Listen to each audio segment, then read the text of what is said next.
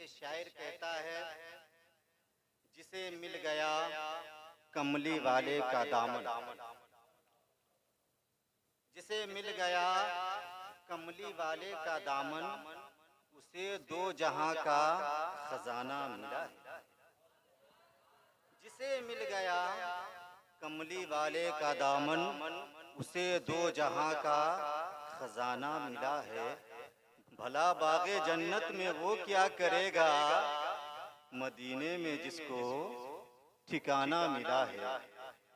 और जिसे मिल गई उनके दर की गदाई, जिसे मिल गई उनके दर की गदाई, उसे दौलते दो जहां हाथ आई।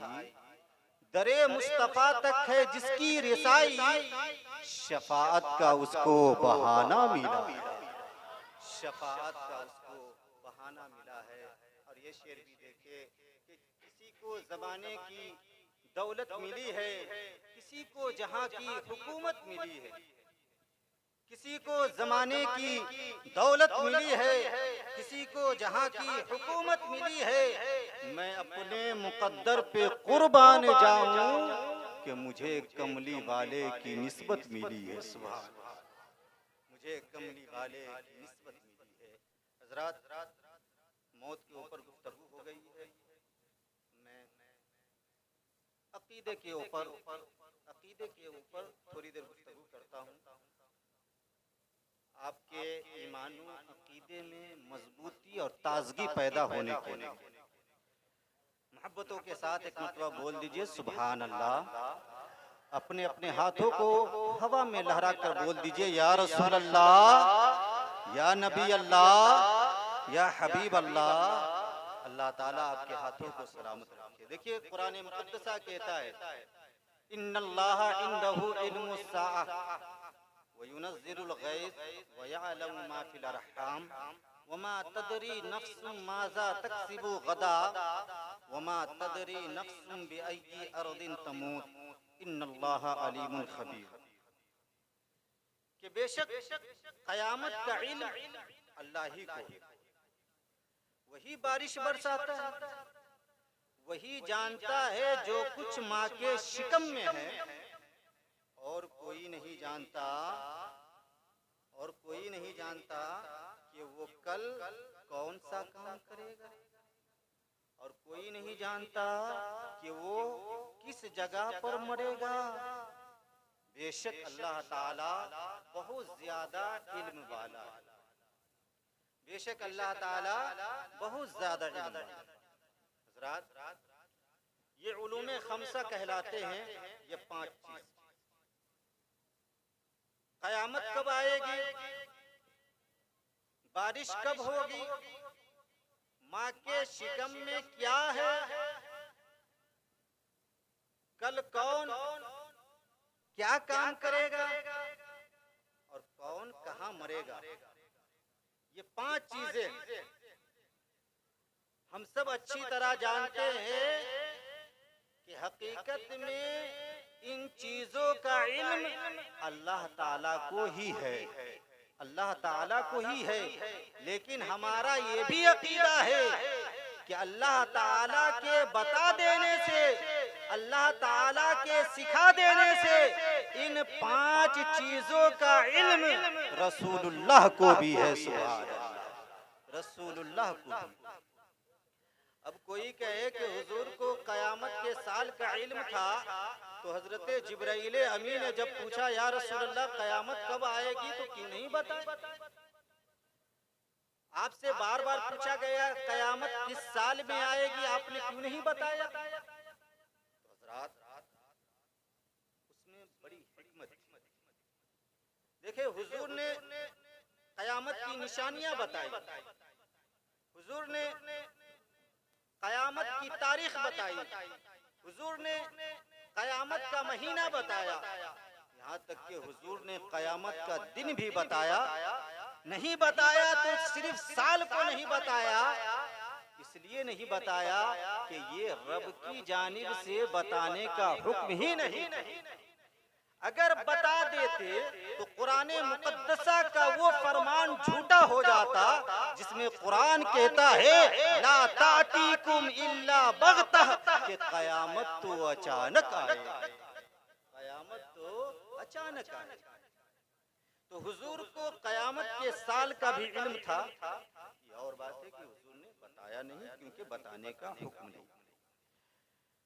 हुजूर को ये भी इल्म था कि माँ के शिकम में क्या, बोल दीजिए सुभान अल्लाह, माँ के शिकम में, माँ के पेट में क्या है, लड़का है या लड़की है, हुजूर को इसका भी इल्म था। देखिए दलाइलुन नबुव्वा के अंदर बड़ी प्यारी सी हदीस नकल की गई है, जिसका मफहूम मैं आपके गोशे गुजार कर रहा हूँ कि एक मर्तबा हुजूर की चची हजरत उम्मुल फज़ल बिनते हारिस रज़ी अल्लाह ताला अन्हा हुजूर के करीब से गुजरी, तो हुजूर ने फरमाया वो मेरी चची जान, वो मेरी चची जान, आपके हमल में जो है वो लड़की नहीं, वो लड़की नहीं बल्कि वो लड़का है।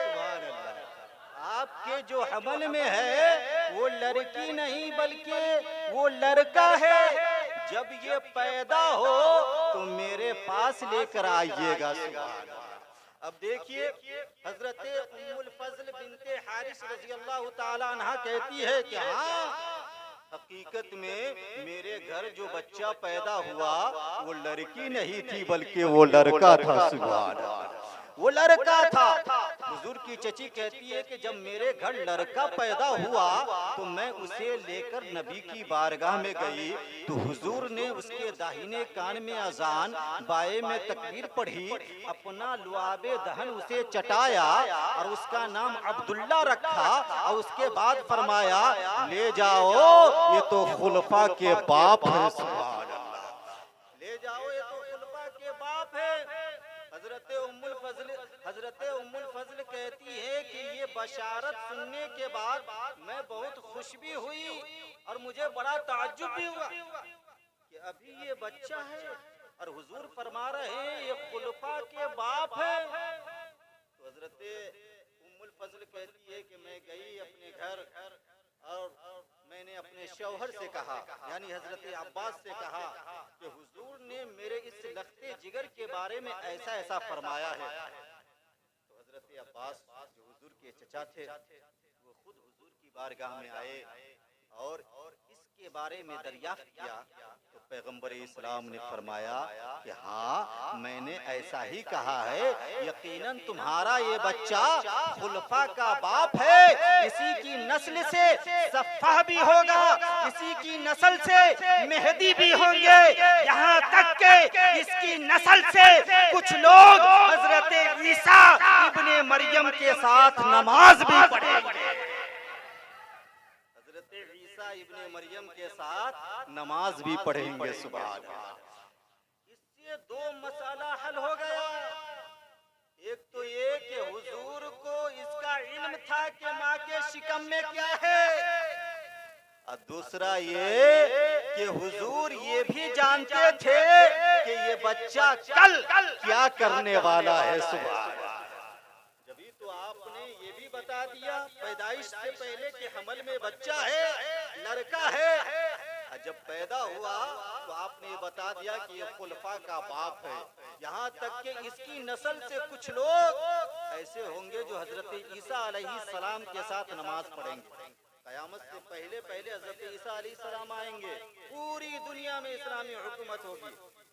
हजरत ईसा अलैहिस्सलाम के साथ इनकी नस्ल के कुछ लोग नमाज भी पढ़ेंगे। हुजूर को इसका भी इल्म था कि कल कौन क्या काम करेगा। बोल दीजिए सुभान अल्लाह, तो बता और जरा मचल कर बोल दीजिए या रसूल अल्लाह। हुजूर को इसका इल्म था कि कल कौन क्या काम करेगा। देखिए जंगे खैबर के वाक़े को याद कीजिए, लड़ाई चल रही है लेकिन खैबर का किला फतह नहीं हो रहा, खैबर का किला फतह नहीं हो रहा। तो पैगंबर इस्लाम ने एक दिन पहले ही कहा कि वो मेरे चाहने वालों सुनो, कल मैं ये झंडा उस शख्स को दूंगा जिसके हाथों पर खैबर का किला फतह हो जाएगा। सुभान अल्लाह। और वो ऐसा खुशकिस्मत शख्स है जो अल्लाह उसके रसूल से भी मोहब्बत करता है और अल्लाह उसके रसूल भी उनसे मोहब्बत करते हैं। सुभान अल्लाह। जब इस फरमाने मुस्तफा को मुजाहिदीन इस्लाम ने सुना, सहाबाए किराम ने सुना, तो सबों के अंदर ये तरफ पैदा हो गई कि काश कल झंडा मेरे हाथ में मिल जाता तो इस बात की सनद हो जाती कि मैं वो हूँ जिससे अल्लाह भी मोहब्बत करता है और रसूलुल्लाह भी मोहब्बत करते हैं। सुभान अल्लाह। तो सब बेकरारी में, सहाबाए किराम बेकरारी में रात गुजारे। सुबह हुई, सब तैयार होकर अपने अपने दिलों में ये अरमान लेकर हुजूर की बारगाह में पहुंचे कि काश हुजूर आज झंडा मुझे थमा दे, आज झंडा मुझे थमा दे, ताकि इस बात की सनद हो जाए कि मैं भी उस फहरिस्त में हूँ कि जिससे अल्लाह भी मोहब्बत करता है, रसूलुल्लाह भी मोहब्बत करते हैं। तो पैगंबर इस्लाम ने पूरे मजमे पर एक गहरी नजर डाली, पूरे लश्कर पर एक गहरी निगाह डाली और उसके बाद फरमाया, अली कहाँ है? अली कहाँ है? बोल दीजिए, अली कहाँ है? तो सहाबा ने अर्ज किया, या रसूल अल्लाह, अली की आंख में दर्द है, वो आशूबे चश्म में मुबतला है, वो तो यहाँ नहीं आए हैं, वो तो अपने खेमे में है। तो हुजूर ने फरमाया कि उन्हें बुलाओ। हुजूर ने फरमाया उन्हें बुलाया जाए। तो सहाबा गए और हजरत अली को बुलाकर लाए। आंख दुख रही थी, आंख में दर्द था। हुजूर ने अपना लुआबे दहन उनकी आंख में लगा दिया। लुआबे मुस्तफा का लगना था कि हजरत मौला अली की आंख आनन फानन ठीक हो गई। सुभान अल्लाह। ऐसी ठीक हुई कि ये महसूस ही नहीं होता था कि ये आंख कभी खराब भी हुई थी। सुभान अल्लाह। फिर हजरत मौला अली के हाथ में पैगंबर इस्लाम ने झंडा थमाया, इरशाद फरमाया, अली जाओ किले खैबर को फतह करो। सुभान अल्लाह। हजरत मौला अली वो झंडा लिए गए, लड़ाई किए, लड़ते लड़ते कामयाब भी हो गए और किले खैबर फतह भी हो गया। सुभान अल्लाह। बताना मकसद ये है कि हुजूर को इसका इल्म था कि कल कौन क्या काम करेगा, और हुजूर को इसका भी इल्म था कि कौन किस जगह पर मरेगा, कौन किस जगह पर मरेगा। देखिए, जंगे बदर को याद कीजिए, बदर का मैदान है, लड़ाई सुबह से होने वाली है। रात में ही मुस्तफा जाने रहमत अपने चंद सहाबा के साथ मैदाने बद्र का मुआयना करने के लिए गए। आपके हाथ में एक छड़ी थी, आपने उसी वक्त उस छड़ी से लकीर खींचकर फरमाया कि ये फला काफिर के कत्ल होने की जगह है, ये फला काफिर के मरने की जगह है।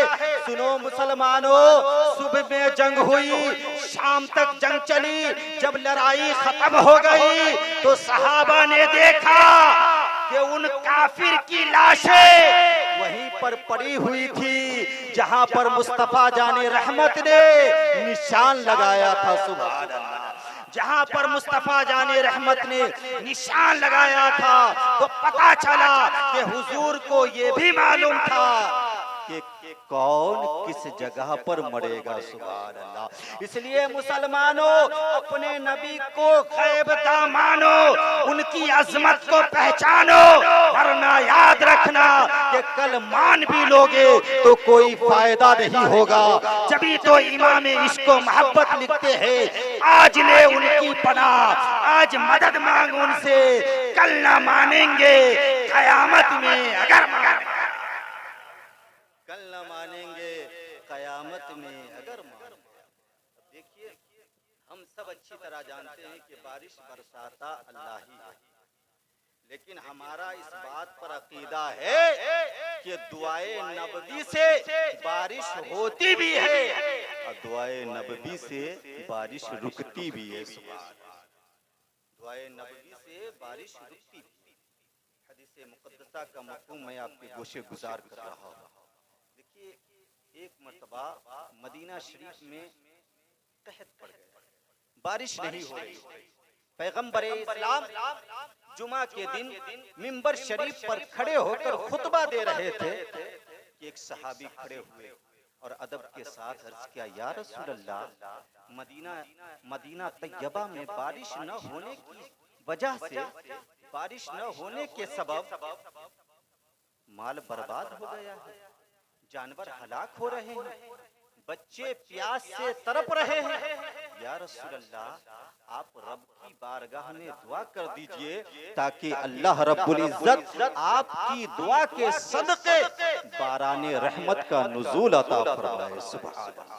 अब देखिए, सहाबी अल्लाह के घर में खड़े हुए हैं, लेकिन अल्लाह की बारगाह में डायरेक्ट दुआ नहीं कर रहे हैं, रसूलुल्लाह की बारगाह में अरीजा पेश कर रहे हैं, या रसूलुल्लाह आप दुआ फरमा दीजिए। तो रसूल पाक ने ये नहीं फरमाया कि तुम भी अल्लाह के घर में खड़े हो, मैं भी अल्लाह के घर में खड़ा हूँ, तुम खुद से दुआ कर लो, ऐसा नहीं फरमाया, बल्कि रसूल पाक ने दुआ फरमाई, बारिश होने की दुआ फरमाई। हदीसे मुक़द्दसा का मफ़हूम है, हजरत अनस कहते हैं कि हुजूर ने जो दुआ फरमाई, अभी दुआ से हाथ नीचे भी नहीं आया था कि मैंने देखा कि बादल पहाड़ों की तरह उठे और अभी हुजूर मिंबर शरीफ से नीचे भी नहीं उतरे थे कि मैंने देखा कि हुजूर की दाढ़ी से बारिश के कतरे टपक रहे हैं। हुजूर की दाढ़ी से बारिश के कतरे टपक रहे हैं। सुभान अल्लाह। यानी इतनी तेज बारिश हुई कि मदीना तैयबा में जो मस्जिद नबवी थी उनकी छत टपकने लगी, वो पानी हुजूर तक आया और हुजूर के दाढ़ी से टपकने लगा। सुभान अल्लाह। ये दुआए मुस्तफा का असर है। अब देखिए, इतनी बारिश हुई, इतनी बारिश हुई कि मदीना तैयबा की खेतियां सरसब्ज़ो शादाब हो गई, हर तरफ हरियाली ही हरियाली नजर आने लगी, लेकिन वो पानी बंद नहीं हो रहा है, वो बारिश बंद नहीं हो रही है। गोया ऐसा मालूम होता था कि अल्लाह रब्बुल इज्जत ने बादलों को ये हुक्म दे दिया है, ए बादल सुन, जिस नबी की दुआ से तू बरसना शुरू हुआ है, जब तक वो नबी रुकने की दुआ न फरमा दे तू रुकना नहीं। बारिश हो रही है, लगातार हो रही है, जुमा से शुरू हुई बारिश, दूसरा जुमा आ गया, यानी एक हफ्ते तक लगातार बारिश होती रही। दूसरा जुमा आ गया, हुजूर मिंबर शरीफ पर फिर खड़े होकर खुतबा दे रहे थे। एक सहाबी फिर खड़े हुए, अदब से अर्ज किया, या रसूल अल्लाह, अब तो इतनी बारिश हो रही है, इतनी बारिश हो रही है कि हमारे मकानात भी गिरने लगे हैं, इसलिए या रसूल अल्लाह, अब बारिश को रुकने की दुआ फरमा दीजिए। सुभान अल्लाह, बोल दीजिए मचल कर सुभान अल्लाह। बारिश को रुकने की दुआ फरमा दीजिए। तो रसूल पाक बरहम न हुए कि कभी बारिश होने की दुआ करवाते हो, कभी बारिश रुकने की दुआ करवाते हो। रसूल पाक ने ऐसा नहीं फरमाया, बल्कि आपने बारिश रुकने की दुआ फरमा दी। सुभान अल्लाह। दुआए मुस्तफा का असर देखिए, हुजूर ने बारिश रुकने की दुआ फरमा दी। हुजूर का दुआ फरमाना था कि बारिश रुक गई। सुभान अल्लाह। बारिश रुक गई, हुजूर ने अपनी उंगली से बादलों की तरफ इशारा किया, तो जिस जानिब मुस्तफा जाने रहमत ने अपनी उंगली से इशारा किया, उस तरफ से बादल छट गया और आनन फानन धूप भी निकल गई। सुभान अल्लाह। ये है दुआए मुस्तफा का असर। जभी तो इमाम इश्क व मोहब्बत लिखते हैं कि इजाबत का सेहरा, इनायत का जोड़ा, दुल्हन बन के निकली दुआए मोहम्मद, इजाबत ने झुककर गले से लगाया, बड़ी नाज से जब दुआए। और बे उनके वास्ते जो खुदा कुछ अता करे, बे उनके वास्ते जो खुदा कुछ अता करे, हाशा गलत गलत ये हवस बेबसर की है। करते हैं मेहरो महबी इताअत रसूल की, करते हैं मेहरो महबी, करते हैं मेहरो महबी इताअत रसूल की, जारी है दो जहां में हुकूमत रसूल की। बोल दीजिए सुभान अल्लाह। जारी है दो जहां में हुकूमत रसूल की। बस आखिरी वाकया कहकर मैं अपनी गुफ्तगू को खत्म करता हूँ। लुआबे मुस्तफा की बरकत देखिए, जंगे खंदक को याद कीजिए, फाका कशी का आलम है। पैगंबर इस्लाम ने अपने शिकम पर पत्थर बांध लिया, शिकम पर पत्थर बांध लिया। सहाबाए किराम ने देखा तो वो भी अपने अपने शिकमों पर पत्थर बांधना शुरू कर दिए। हवा चली, दामने मुस्तफा उड़ा, हजरत जाबिर की निगाह पड़ी, देखा हुजूर के शिकम पर पत्थर बांधा हुआ है। दिल तरफ गया, हुजूर से छुट्टी ली, अपने घर आए, अपनी जौजा से कहा कि घर में खाने को कुछ है? तो जौजा ने कहा कि थोड़ा सा जौ है। तो हजरत जाबिर ने कहा कि उसे पीसो और उसका आटा गूंथो। एक बकरी का बच्चा था, हजरत जाबिर ने बकरी के बच्चा को ज़बा किया, उसकी बूटी बनाई और फिर अपनी शरीके हयात से कहा कि मैं हुजूर की बारगाह में जाता हूँ दावत देने के लिए, जब तक तुम सालन पका कर रखो। जब हजरत जाबिर जाने लगे तो उनकी शरीके हयात ने कहा, मेरे शौहरे सरताज, खाना कम है, आटा कम है, सालन भी कम है, इसलिए धीरे से हुजूर की बारगाह में कहिएगा कि चंद सहाबा को लेकर आए। कहीं ऐसा न हो कि बहुत से सहाबा आ जाए तो हम दोनों की रुसवाई हो जाएगी। तो हजरत जाबिर गए और धीरे से हुजूर की बारगाह में अर्ज किया, या रसूल अल्लाह, मेरे घर में थोड़ा सा जौ था, मैंने उसका आटा गुंथवाया है, एक बकरी का बच्चा था, मैंने उसकी बूटी बना दिया है, आपकी दावत का इंतजाम किया है, आपके खाने का इंतजाम मैंने अपने घर पर किया है। या रसूल अल्लाह, आप चंद सहाबा के साथ मेरे घर चले और खाना तनाउल फरमा ले। सुभान अल्लाह, बोल दीजिए मचलकर सुभान अल्लाह। हजरत जाबिर ने धीरे से कहा, लेकिन हुजूर ने तमाम सहाबा से कहा, ओ अहले खंदक, सुनो सुनो, तुम लोगों के लिए बशारत है कि जाबिर ने तुम सबकी दावत, तुम सबके खाने की दावत अपने घर की है। सुभान अल्लाह, लिहाजा तुम सब हमारे साथ चलो जाबिर के घर खाना खाने के लिए। सुभान अल्लाह। अब हजरत जाबिर तो देखकर हैरान होने लगे, खाना कम है और ये हजारों की तादाद में सहाबाए किराम है, आज तो हमारी रुसवाई हो जाएगी। तो चेहरे की किताब को मुस्तफा जाने रहमत ने पढ़कर फरमाया, ओ जाबिर, हैरानो परेशान होने की जरूरत नहीं है, सुनो, जाओ अपने घर और मेरे आने से पहले रोटी मत पकवाना, रोटी मत पकवाना, सालन पकवा लेना लेकिन रोटी मत पकवाना, हम सहाबा के साथ आ रहे हैं। हजरत जाबिर तेजी से आए अपने घर, अपनी जौजा से कहा, आटा गूंधा गया? कहा आटा गूंधा गया। कहा रहने दो, जब तक हुजूर आवे ना रोटी पकाना नहीं है, सालन पका हुआ है। हुजूर सहाबा के साथ तशरीफ लाए और जो पका हुआ सालन था, पका हुआ सालन था, हुजूर उसे मंगवाए और उसमें अपना लुआबे दहन डाले, यानी अपना मुकद्दस थूक उसमें डाले और फरमाया, इसे चूल्हे पर चढ़ा दो, चूल्हे से उतारना नहीं है, हांडी को चूल्हे पर ही चढ़ाए रखना है। और वो जो आटा गूंधा हुआ था, हुजूर उसमें भी अपना मुकद्दस थूक डाल दिए और कहा कि रोटी बनाते जाओ, सालन निकालते जाओ और सहाबा को खिलाते जाओ। सुभान अल्लाह। अब देखिए हुजूर के लुआब की बरकत, हुजूर के लुआब की बरकत देखिए। सहाबा आते रहे, सालन निकलता रहा, रोटी बनती रही, सहाबा पेट भर के खाते रहे। कितने सहाबा खाए? 100 नहीं, 200 नहीं, 300 नहीं, बल्कि 1000 सहाबा, यानी 1000 सहाबा उस खाने को खाए। लेकिन न गोश्त में कुछ कमी हुई, न गूंधे हुए आटे में कुछ कमी हुई। सुभान, ये है लुआबे मुस्तफा की बरकत। जभी तो मैं कहता हूँ कि जो पावर मेरे नबी के थूक में है, जो पावर मेरे नबी के थूक में है, वो किसी के फूक में भी नहीं है। सुभान अल्लाह।